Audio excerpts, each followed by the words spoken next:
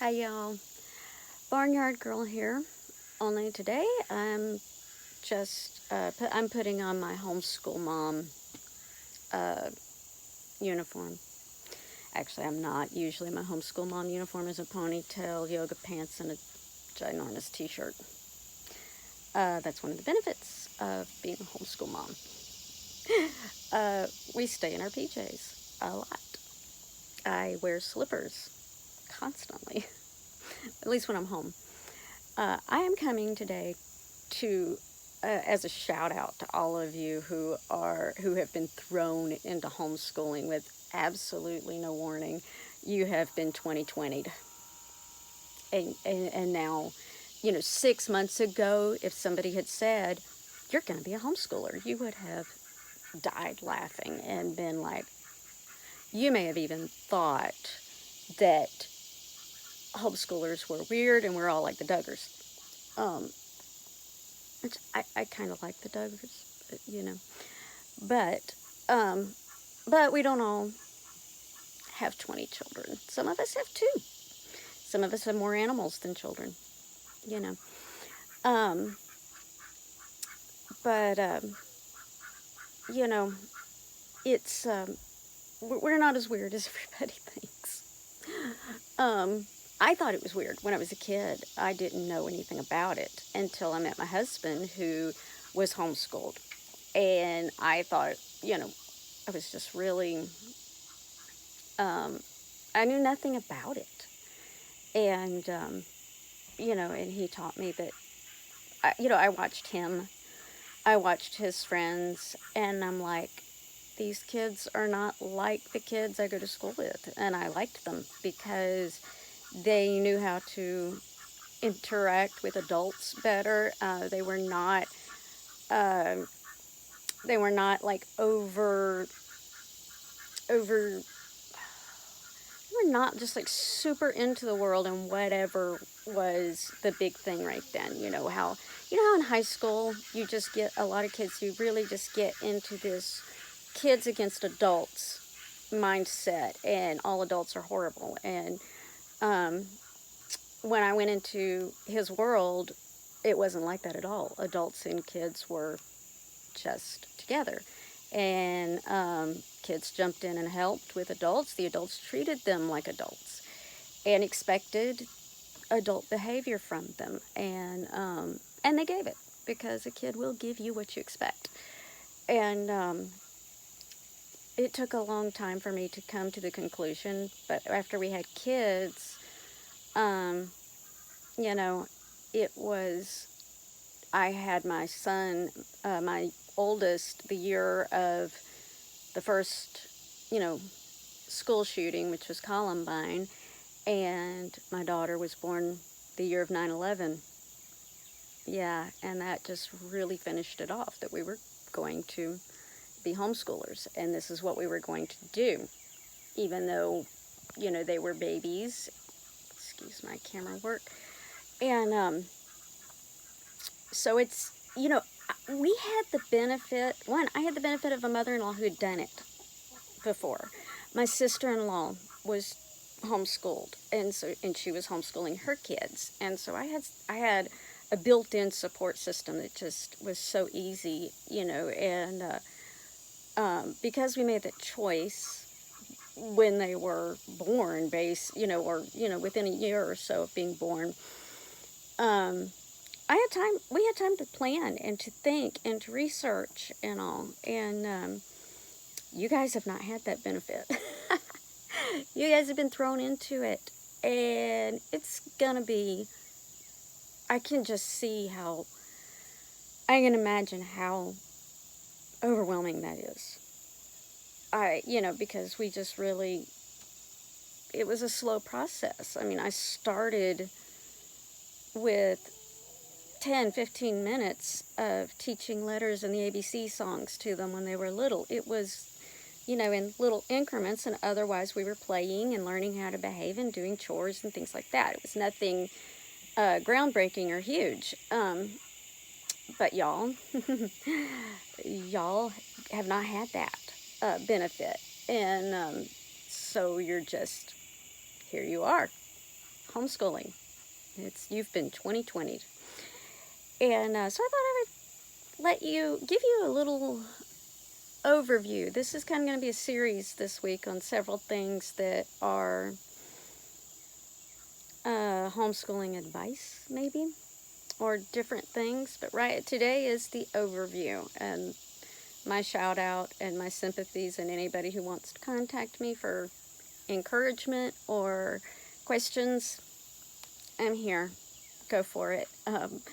But I'm looking at notes. I have to have notes. I'm a note person because I have like no short-term memory. And I will be showing you my planner at some point in time, because my planner is my brain. You're in the feeling overwhelmed. It's a huge change, and I think my first piece of advice in this change is to be kind to yourselves as well as your children. Everybody's going through a huge change, and some of the kids are going to like it, some of them are going to hate it, some of you are going to like it, some of you are going to hate it. It's not for everybody, but it's been a wonderful experience. It's been one of the greatest things that ever happened to our family. And I loved my year's homeschooling.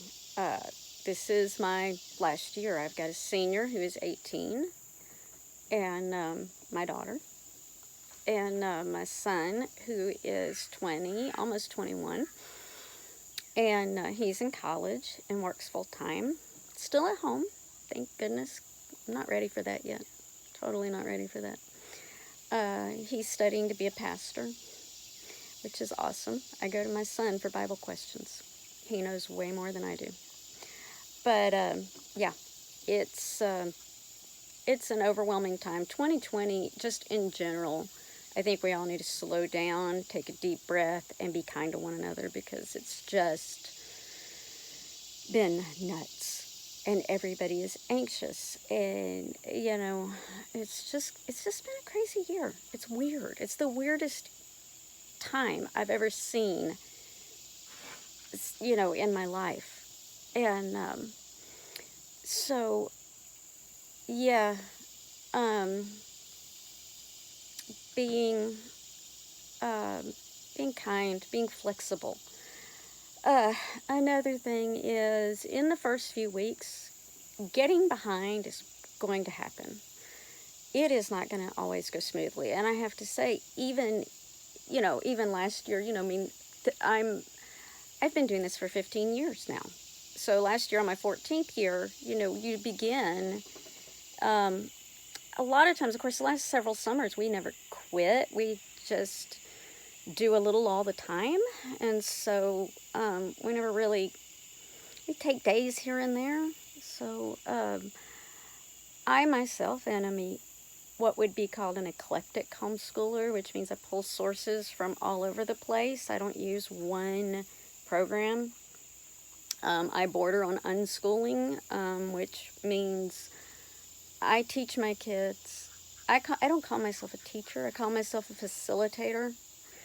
I taught the kids how to learn and how to teach themselves.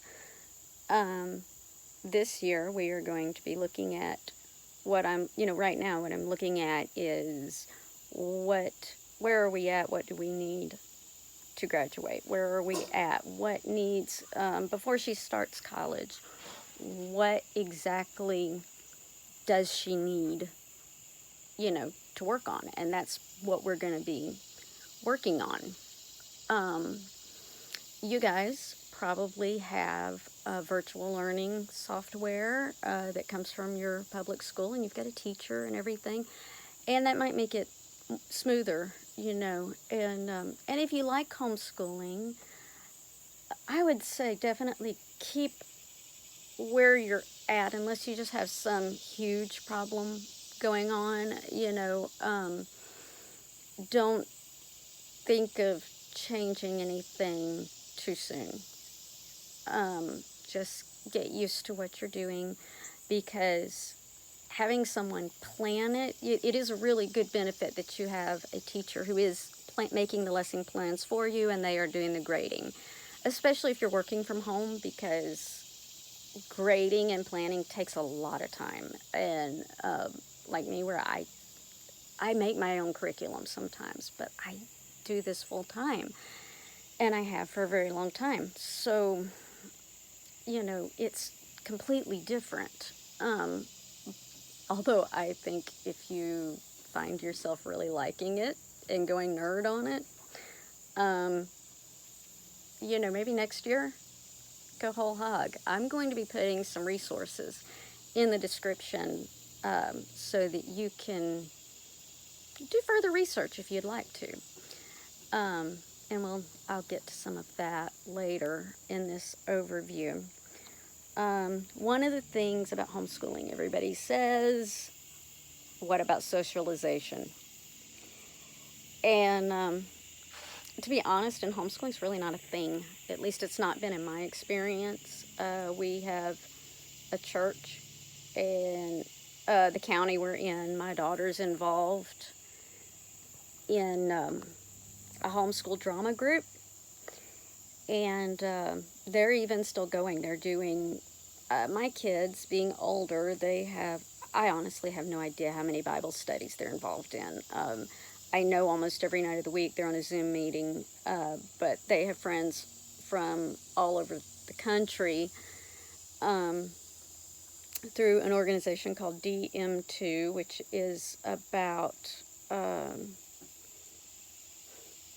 me remember it, DM2, I'm going to have to ask somebody what it stands for. But it's mentoring. It's adults who are mentoring young adults and helping them learn how to do Sunday school, do Bible studies, and to also help bring other young people to Jesus. And so I'm a Christian, so everything here is going to be filtered through the Holy Spirit filter, because that's just who I am. And that's how I live. So socialization, right now, nobody's being social. But, should you decide that you like it, honestly, there is a ton of things like co-ops. We've personally never done co-op. I'm a bit of a rebel. That's almost too traditional for me.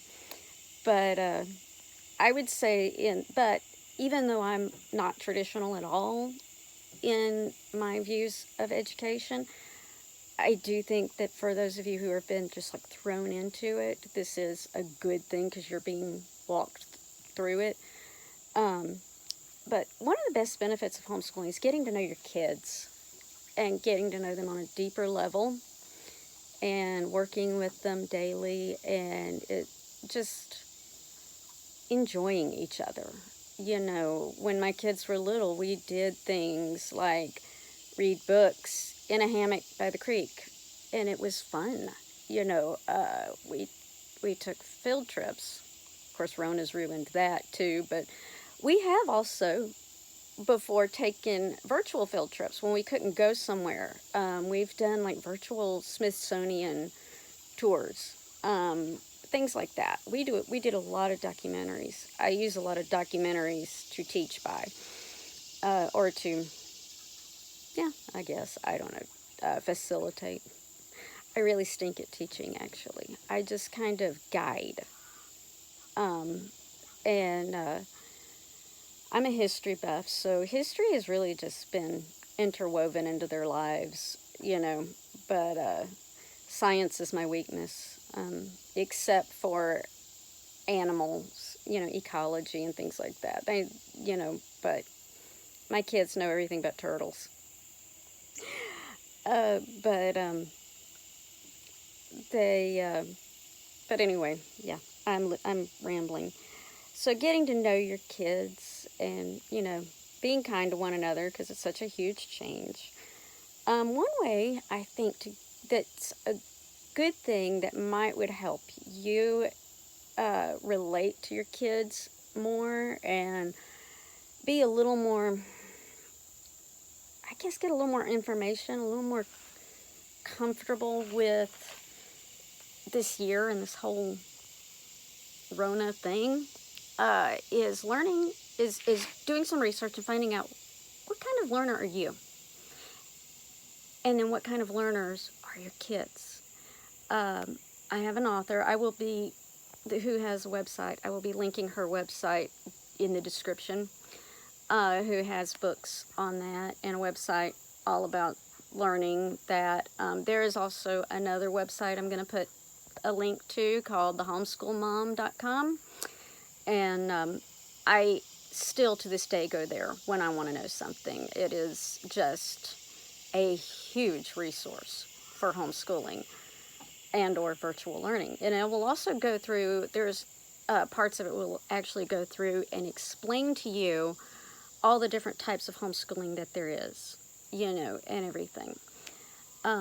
So those resources I'm going to give you down there, because when you learn out what kind of learner you are, it helps you figure out, you will be dealing with stuff that your kids just, what may seem like a behavior problem is probably something where, is a square peg, round hole kind of thing.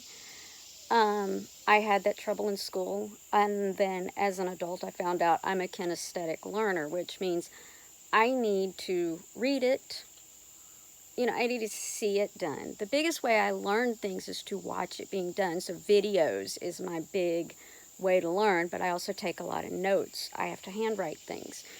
And so somebody showing me how to do something, I'm very much a hands-on learner. And so yeah, it's been helpful for me to understand myself, but to understand your kids, that's you when you learn about some of those things and you're having a day where they're like melting down, and suddenly you can look and suddenly go, oh, I get it, oh my word, and you can make a simple change and it's all good. There are a lot of things you do on the fly, that you do by your mom gut. If you are putting your mom gut, my mom gut is driven by the Holy Spirit, and that's kind of something, that's a cool thing that comes with knowing Jesus. But, the instinct of, I don't know, the Lord just giving me ideas. I have so many times had the Lord just guide me when I was in the middle of a problem. And I will go into some of that later on, of things that were challenges. There are a lot of challenges. But if you look at it as, I think the most important thing is to look at the family unit, whatever your family is, as a team. And you explain it to your kids this way, like you're a baseball team. And if somebody doesn't do their job, you're not going to win the game. And their job is to learn. Their job is to learn and do a certain amount of household chores. Teaching them to do chores is highly important. Learning to work around the house, that mom is not the only person who, or dad, is not the only person who does the work. And when somebody isn't doing their work, then everything starts to fall apart. And when somebody's sick, someone picks up the slack, and until the other person is better. And been there, done that, especially in the last few years. And it was me who was sick. So, and I'm still trying to get my house back in order. There will be posts about that. So yeah, that's, the family team is drastically important, because kids rebel when they feel like they are not understood or heard. I mean, you just remember when you were a kid. Think back of what it felt like when you were a kid. And this is going to take you a long ways in dealing with your children. And because it's, you're very, you're probably very much alike, or were a lot alike at that time. And, you know, that's the thing. Kids want to be heard. They want to be understood. And just sitting down and talking to them. If you see that you are wrong, tell them. If you have a challenge that you are having a hard time with, tell them. Ask them for help. Kids are way more capable than you think. I'm not talking about, hey, we're about to lose the house or something like that, but, in the past, I am horrible about being consistent. I am the most inconsistent person on the face of the planet. This is, it's just a challenge that I have dealt with my entire life. I'm dealing with it today. And I've just always gone to my kids. I'm like, I'm sorry, this is a problem. I need your help. Or I need your forgiveness. Because once you do that, you're teaching your children to be teachable and to be humble. And those are highly important things. And those are things no textbook can teach. Only a genuine family member, a genuine loved one with genuine love can teach that. And one of the things, cause you're going to have to work together. There's going to be some challenges, and let me just tell you a few of the things to go ahead and expect. One, the tech problems. You're probably already dealing with some of those, and maybe you've got some of the bugs worked out, but it's going to take a few weeks to get the bugs worked out. And one of the problems with K-12 versus you being the teacher and you being totally in charge of that is that getting behind, and you can't just say, we're not doing this assignment, let's skip over this and go on. Which to me is totally okay, because think about your school. When did you ever actually finish a textbook in school? I never did. I went to a private Christian school that was, college prep, and maybe once, maybe we finished a book, but I really don't remember ever finishing a book. I mean, I remember once even just barely getting halfway through one, and it was a year that was I can't remember what all happened, but, it was a year that was, I think we had a good many snow days and things like that, but your house is going to get trashed. Here's the big one. Your house is going to be trashed. No one's leaving it. And it is so hard to keep a kitchen clean when it is never not in use. And my kitchen right now, I would never show it to you right now. It is awful. It is horrible. And it's like that all the time. It is my kitchen is like this constant battle because, somebody's always cooking in it. Now that my daughter cooks, my son cooks some, somebody's always cooking. And for some reason, I'm the only person in the house who thinks pots and pans are dishes. Everybody will do the dishes, but no one washes the pots and pans. So, boys and girls, pots and pans are dishes. When mom says, do the dishes, or dad says, do the dishes, or anybody who walks into the kitchen, if you cook and you use a pan, it is a dish, it gets washed. There, I said it. So your kitchen's going to get trashed, and you're going to create more trash. So taking the trash out, finding a place to put the recycling, oh my word. I have a small house, and we don't have a good place. I want to be responsible and recycle, but we do not have a good place for it. It's really frustrating. The house is going to get trashed, and you're going to have the conversation, the family conversation of what we do. You're going to have to come up with a system.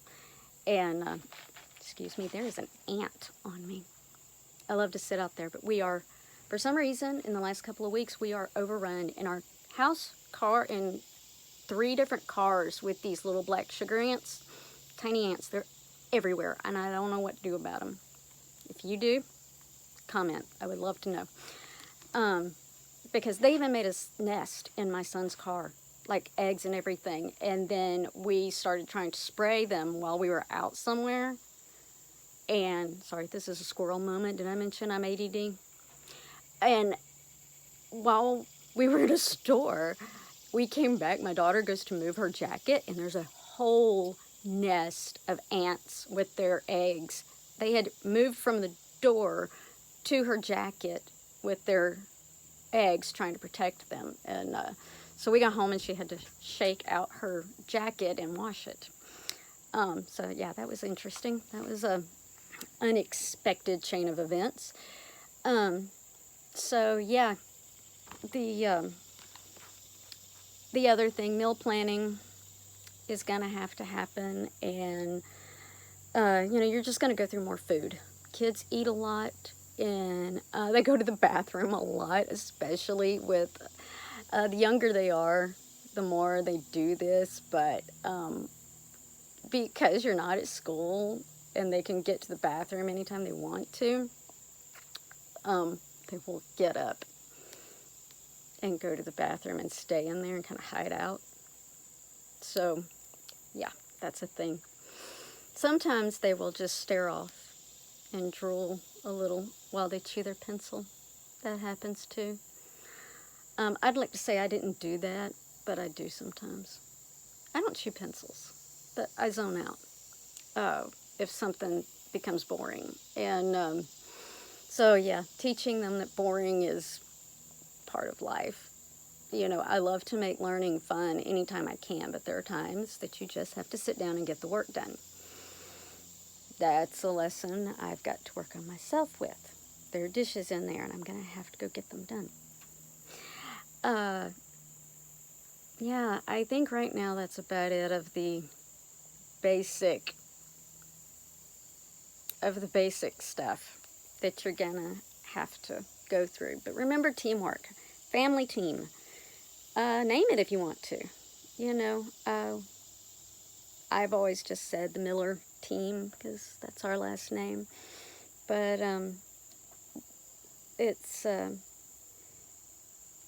but I wouldn't trade my homeschooling years for anything.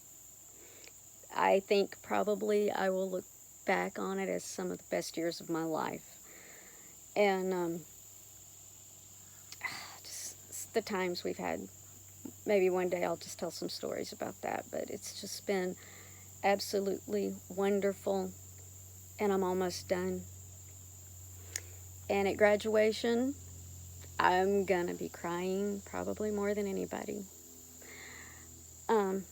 So I don't know.